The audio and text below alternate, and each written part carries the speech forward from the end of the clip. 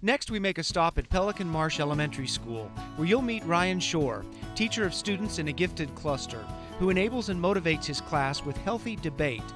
Ryan knows that gifted children face the same challenges as any other. Why he's a standout educator is because of how he's keeping students focused and getting great results by debating. Utilizing the flipped classroom model via a Class Edmodo page, it's like a Facebook for the classroom. For homework, students read articles, write responses, and debate online, and they love it. So, two things. As you're reading that article, I want you to think about those two things. How much does it cost to build these spaceships? And how long does it take to build these spaceships? See if you can find those answers in that article. I do think at least one of those answers is going to be in there. I think every teacher has one of those. For me, it's Mrs. Buttonbaum, my 6th grade teacher. And to this day, I remember activities that we did. And that's what was so important about her class and really me getting into education, was that she made learning fun every day. I always wanted to be in class, and that wasn't true for a lot of my academic career beyond that. But in 6th grade, I remember learning the Greek alphabet. I still know it. I remember mummifying a chicken. I still remember that. And just with some of the different cultures we studied, and the way she made learning so enjoyable, so fun, so engaging, and made sure that we always learned what we needed to know in addition to having fun. I've kind of based my whole teaching philosophy off of what I learned in that 6th grade classroom. I make sure that every lesson I do has some sort of flair in it that's going to keep the kids interested, keep the kids engaged, but it's still reaching the standards that we need to reach. Mr. Shore's class is so much fun because he makes you laugh all the time, and when you have to do something, he makes you want to do it. When we do debates, it's like way more fun because the other teachers, they just have to write down the facts. They don't get to debate about it. The debates have been an amazing way for kids to build confidence, build reading skills, practice problem solving, to look for text evidence, which is super important in today's reading curriculum. But the debates really came from some gifted endorsement classes that I took, and I was always hearing we should be doing debates, we should be doing Socratic seminars, but there was really nothing out there for debates.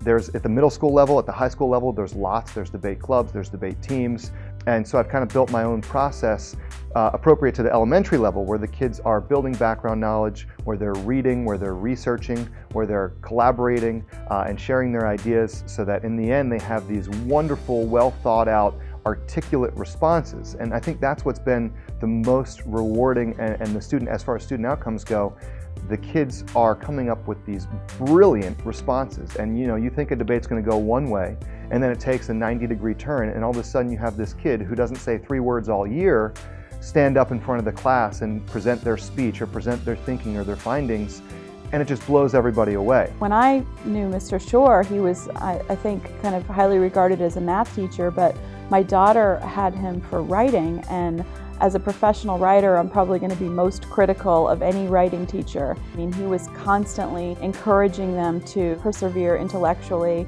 and they felt more confident talking about their ideas and expressing their opinions. I remember getting home an email. I'm sending home some very hard math problems, and they are not going to be able to solve these right away, but I want them to struggle, and I want them to get this experience of them struggling intellectually and solving the problems and working through it and persevering. Our kids today, they're going to have to solve very difficult, complex problems in the future, and so just the experience of them learning to struggle is going to stick with them for their life.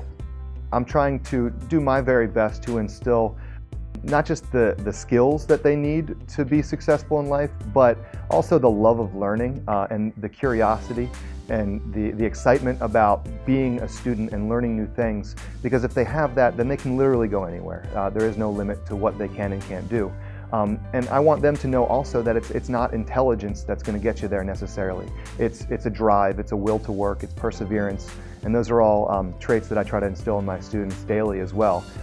Trying to inspire that drive and that curiosity. I think he deserves the golden apple because I wish that I could clone him through every grade. I mean, he's so engaging with the kids. You can tell that he has a very bright intellect, and he just conveys his own love of learning to the kids. Well, no one is arguing that this teacher has certainly found a winning formula for success with his students by combining technology and debates.